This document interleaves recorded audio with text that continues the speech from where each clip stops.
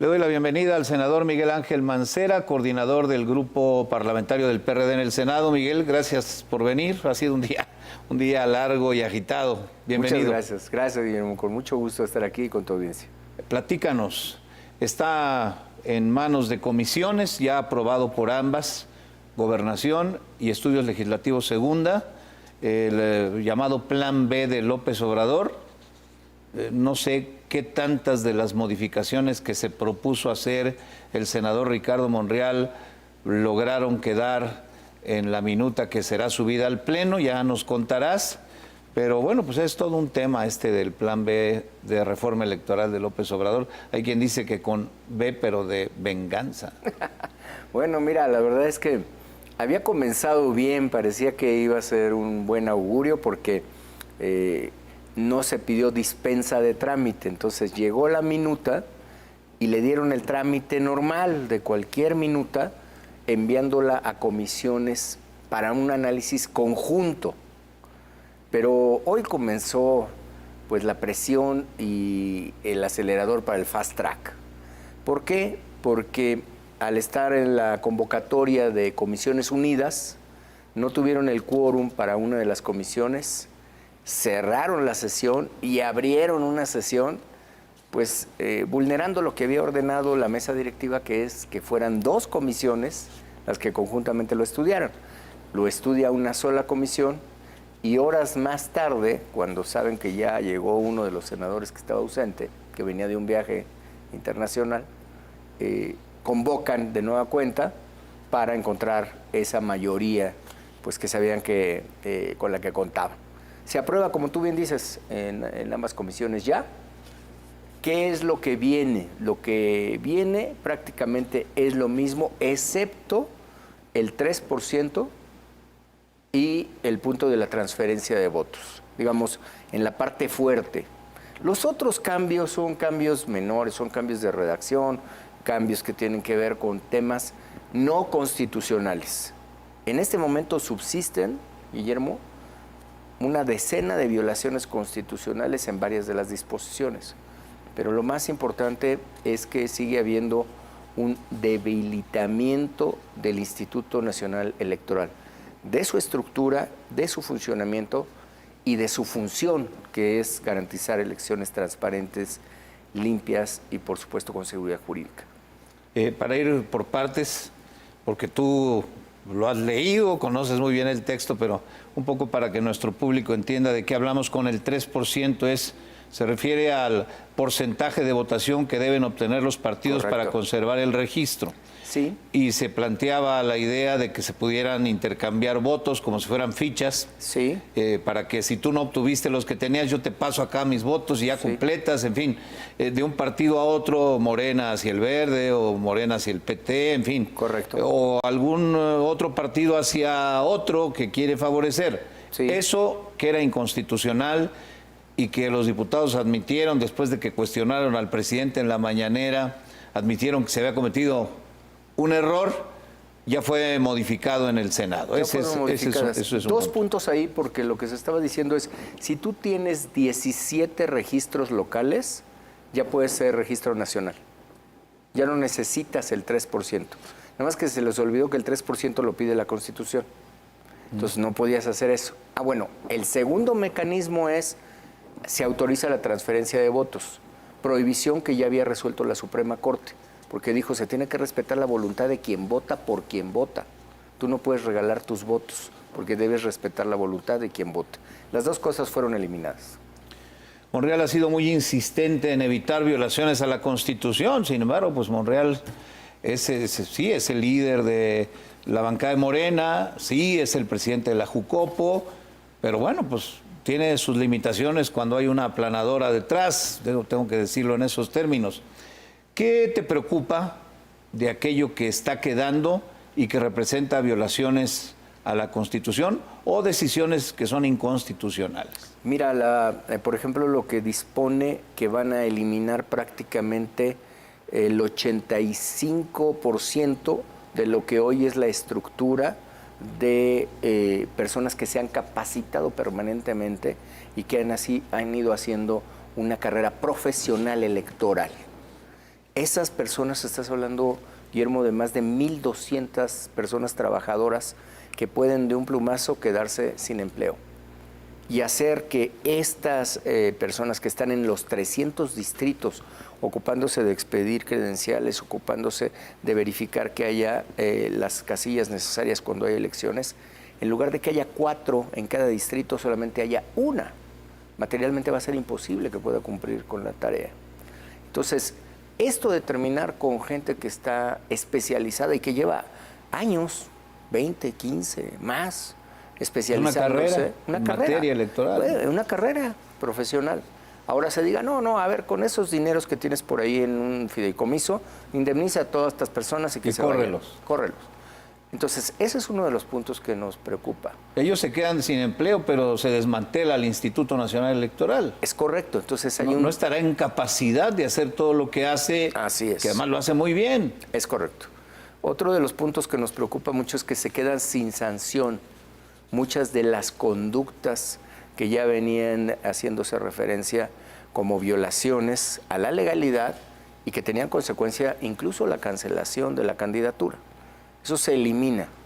Se elimina también la facultad de que el INE algo como lo que le pasó a Salgado Macedonio. Es correcto. Pues para dar un ejemplo claro y reciente, ¿no? Es correcto. El INE, en una decisión que luego ratifica el Tribunal Electoral, le quita la candidatura por actos anticipados de campaña. Correcto. Que se puede sancionar hoy todavía, no sé, mañana. Hoy todavía. O pasado mañana. Exacto. Pero hoy todavía se puede sancionar cancelando la candidatura, que tuvo que quedar en manos de Evelyn Salgado, que hoy es la gobernadora, la hija de él, que hoy es la gobernadora de Guerrero. Eso, o sea, si doña Claudia sigue haciendo estas cosas que hace, no puede haber una sanción de cancelación de la candidatura. No puede haber una sanción. O don Marcelo, pues no es personalizado esto, ¿no? Es correcto, no podrá haber una sanción de quien fuese el candidato o la candidata en ninguno de los escenarios que se planteen.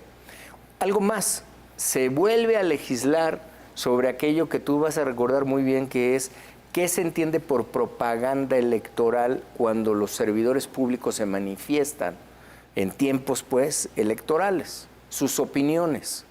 Y entonces dicen, eso no es propaganda electoral, lo vuelve a legislar el legislador permanente cuando está en la Constitución, y la Constitución no admite excepciones.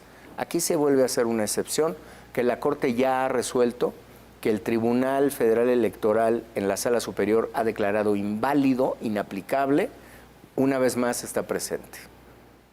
Eso se ha quedado ahí. Otra vez viene. Y bueno, todo me hace pensar que habrá que recurrir a la Suprema Corte de Justicia de la Nación una vez que se termine el trámite legislativo, pues para presentar una acción de inconstitucionalidad. Y qué bueno que lo dices, Guillermo, porque ese es un punto fundamental. Fíjate que mucha gente en redes sociales, incluso dirigentes nacionales, han dicho, se debe de frenar en el Senado. Pero se ha olvidado que es una ley secundaria y que es votación simple. Simple, sí, sí. Que no se requiere votación calificada. Entonces, el bloque de contención, que está compacto, que está sólido, hemos dicho, pues haremos lo que tú acabas de señalar. Si esto prospera, acudiremos a la Suprema Corte de Justicia. Pero de suyo no podemos frenarlo, porque la responsabilidad de lo que aquí surja solamente puede ser de la mayoría que lo vote. Sí, a ver, vamos a recordar un poco el tema. El presidente había mandado una propuesta de reforma electoral que representaba un cambio constitucional, era una reforma constitucional en materia electoral. No pasó en la Cámara de Diputados, el bloque de contención en la Cámara de Diputados contuvo esa decisión porque ahí se requerían 2/3 partes de los votos. Mayoría calificada. Mayoría calificada. Como ahora el presidente en su plan B plantea modificaciones a leyes secundarias, solo se requiere mayoría simple. Correcto. Eso ocurrió en San Lázaro. Así es. Así la votaron fast track, ahí como pudieron, hasta con errores, ya sin conocerla, pum, la aprobaron, ahí se va, sin moverle una coma como le gusta al presidente, o le movieron solo las comas que autorizaron en Palacio Nacional, y le llegó a ustedes, ahí va, te va la bomba, ¿no? Correcto. Ricardo Monreal ha actuado con una mayor sensatez, sí. Me da la impresión, no sé si compartes la opinión, y ha procurado que se cumplan los trámites legislativos en los tiempos que deben ser. Así venía siendo. Y trabajó en lo posible por evitar violaciones a la Constitución. Sí. Pero pues él solo, es difícil. Con ustedes si apoyándolo, pues no da. Muy complejo, aunque ahora déjame plantearte un escenario que se puede presentar, porque de lo que se ha hablado es que van a admitir reservas.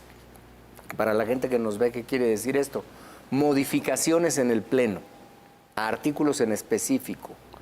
Yo solo de lo que escuché hoy, el PT, por ejemplo, dice que trae cuando menos 13 o 14 reservas. El PT. Es uno de los aliados de Morena. El Verde señaló que tendría cuando menos 8 o 9 reservas. Y hoy en la comisión el Partido Verde votó en abstención, no votó a favor. Bueno, les tumbaron lo que habían puesto de condición en la Cámara de Diputados, lo del 3%, con lo que habían dado su voto en la Cámara de Diputados, se los tumbaron. Así es. Eso puede generar por ahí una fricción que ya veremos en el Pleno cómo se pone. Cuéntanos sobre las presiones que indudablemente son muy fuertes. Bueno, la verdad es que hablando de poderes y de independencia y de autonomía de poderes, la verdad es que tenía muy poco que hacer hoy el secretario de Gobernación, con todo respeto, Adán Augusto López, en la reunión que tuvo ahí con los senadores, particularmente de Morena. Pues, a ver, pues ya mandaste el documento y ahora a esperar el trámite legislativo, ¿no? Y ahí fue a apretar, ¿no? Sí, porque se ha planteado y se planteó a la Junta de Coordinación Política, se le planteó a Ricardo Monreal, que este debate se pudiera dar hasta febrero. Y me parece que esta presión que se ha generado el día de hoy es para dejar claro que no hay mañana. ¿Sí? Es decir, que se tenían que resolver hoy comisiones, que se tendría que estar dando mañana primera lectura y que se tendría que estar o convocando mañana mismo si vuelven a abrir otra sesión o el miércoles. ¿Para qué? Para que dé tiempo de que regrese a diputados y diputadas. Antes de que termine el periodo ordinario, que concluye el 15 de...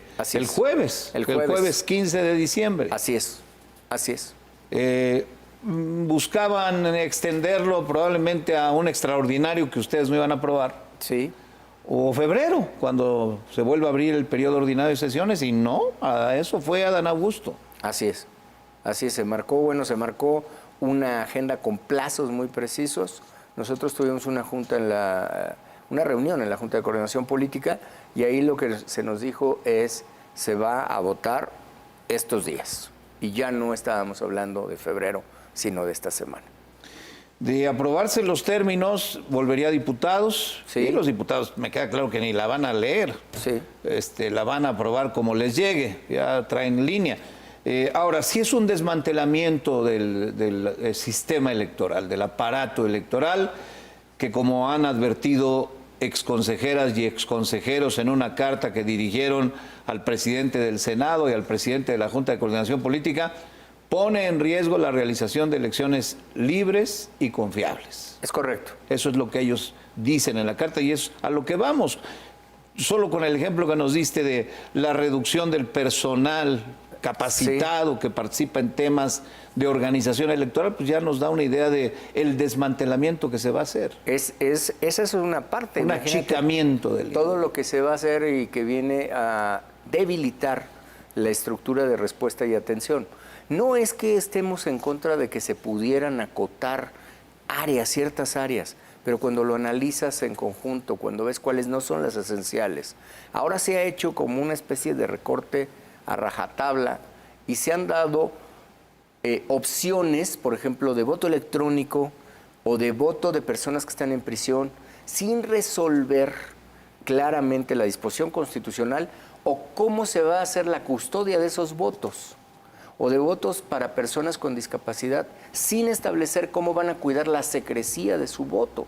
O en el o los paisanos del extranjero que están diciendo sin credencial de elector. Sí, solo con la matrícula, y hablar de el voto por internet, sin las seguridades también de protección de la votación que se pudiera recabar. Pues la gente gritó el 13 de noviembre, el INE no se toca, y López Obrador dijo en una mañanera, el INE sí se toca, y le valió, ¿eh?